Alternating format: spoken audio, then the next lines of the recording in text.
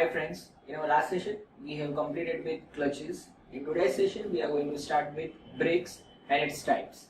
This is Faizan Kagdi and I welcome you all to our lecture series of basic mechanical engineering. So let's begin.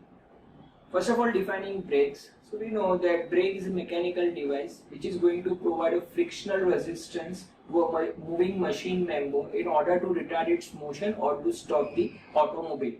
Okay. So this is the main application of a brake. Now let's see types of brakes. So we can say that brakes are classified as follows. First type is called a mechanical brakes.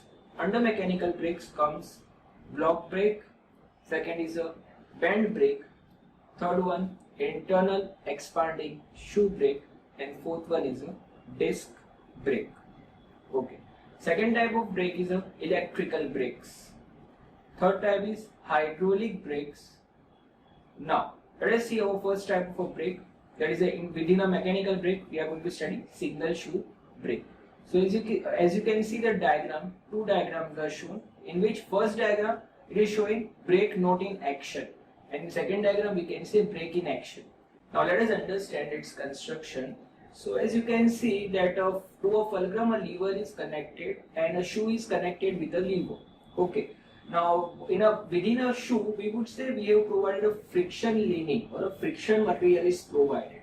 We know that brake can only be applied if there is a frictional resistance to the motion of a vehicle or a wheel, right? So within a shoe, we have to apply a friction material.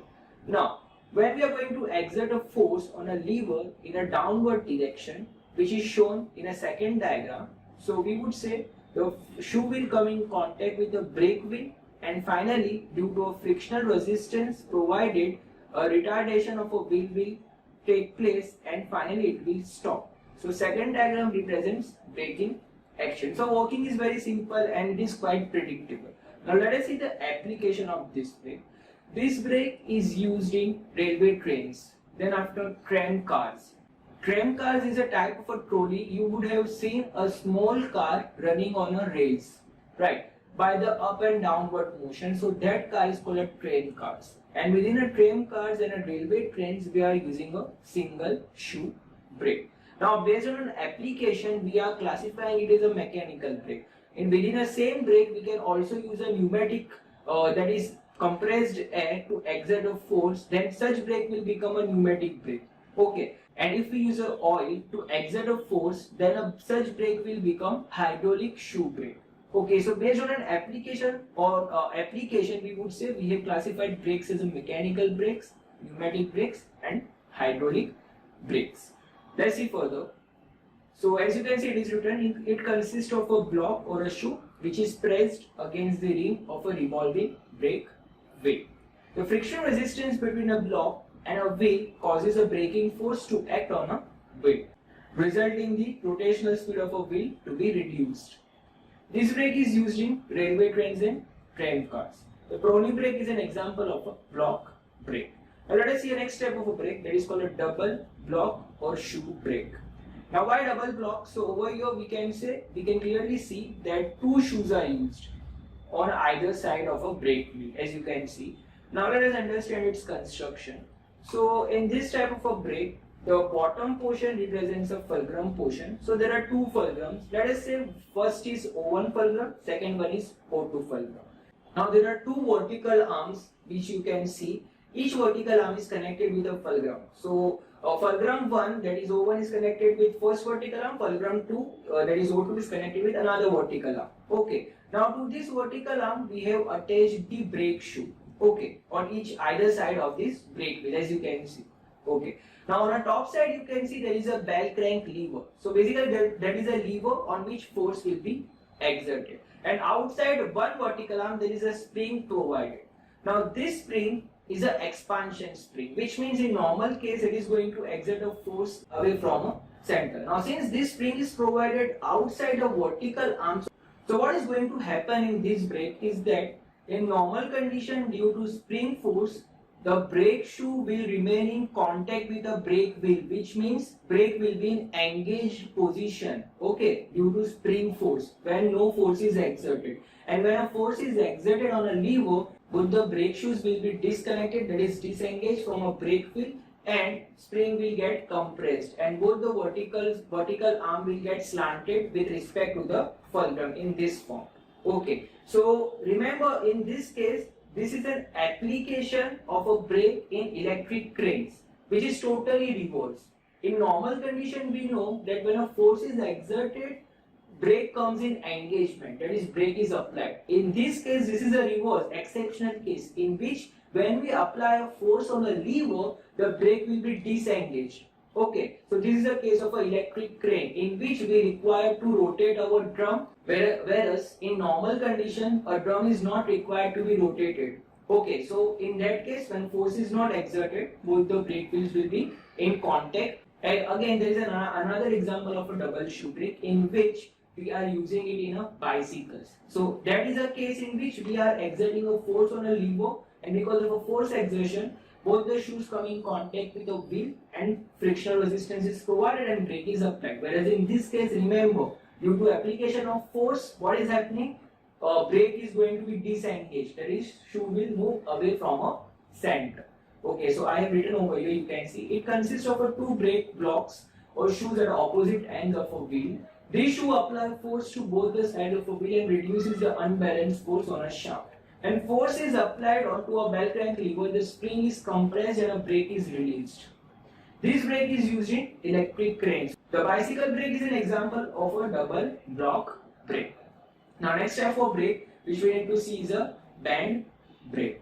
So as you can see that there is a lever provided, and on one end of a lever there is a fulcrum to which one end of a band is connected, and another end of a band is connected in between a lever that is at point B. So how it is going to be operated? So we can say that band is in contact with a brake wheel which has to be stopped, right? So in this case, we need to exert a force in an upward direction at point C. So what is going to happen? So because of that, a steel band will be pressed harder against a brake wheel and a frictional resistance will be established and brake will be exerted. That is, a wheel will be stopped.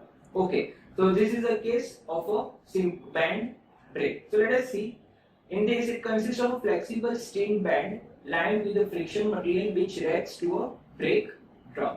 In simple band brake, one end of a band is attached to a fulcrum O, while other end is attached to a lever at point B. When an upward force P is applied to a lever at end C, the lever turns about a fulcrum pin O and tightens the band on a drum, and hence a brake is applied. Whereas in a differential band brake, the end of band are joined at point A and B to a lever and lever pivoted on a fixed pin of a fulcrum O. This type of brake is used in civil construction equipments.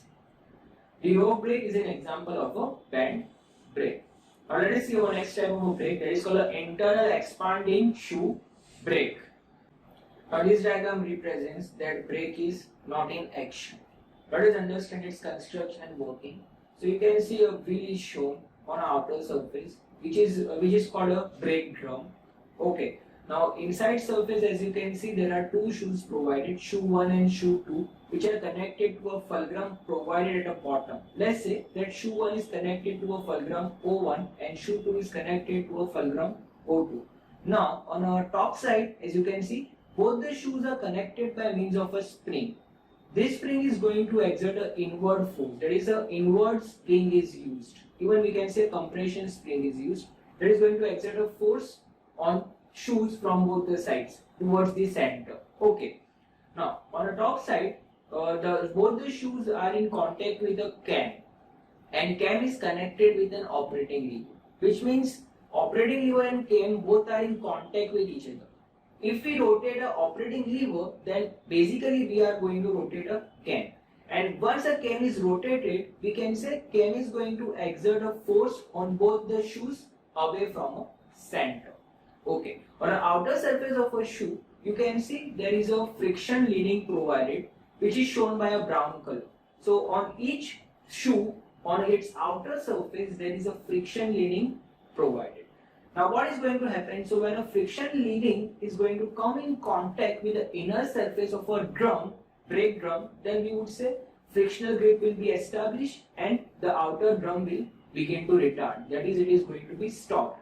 Brake will be exerted. So in normal condition, what is going to happen? So in a normal condition, your automobile is going to run, vehicle is running, right? Now when we need to apply a brake, so certain obstacle has arrived and we need to stop our vehicle. So we are going to exert a force on an operating lever. Once the operating lever is rotated, we can say that a cam is going to exert a force on shoes which are on both its sides. Okay, the shoe will move away from a center with respect to a fulcrum. Remember, there is a fulcrum provided. So in this form, shoe will move away from a center. As soon as it moves away from a center, the friction leading which is provided on its outer surface will come in contact with the brake drum and frictional resistance will be exerted on a brake drum and it will be stopped. Okay. Now when an operating lever is released, so automatically because of a spring force which is provided in the center, both the shoes will be disengaged. Okay. So inward force will be exerted by a spring force on both the shoes and will come nearer to each other and we would say brake is released. Okay. So let us see that I have written over here. As you can see, it consists of two shoes, shoe S1 and S2. The outer surface of a shoe are covered with a friction material. Each shoe is pivoted at one end about a fulcrum, fixed fulcrum, that is one is O1, another one is O2, and other end of a shoe rests against the cam, that is in contact with the cam. Okay. Now further, when a cam is operated, the shoe are pushed outwards against a brake drum. The friction between a shoe and a brake drum produces a braking torque, resulting in a reduction in speed of a drum. This type of brake is commonly used in motor cars and light trucks. Okay guys, so with this we are completing with our session of brakes and even we are completing with our chapter. So in this chapter we have discussed about coupling, clutches and brakes and all its types. So in our next session we will start with our new chapter. Till then, stay tuned and thank you all.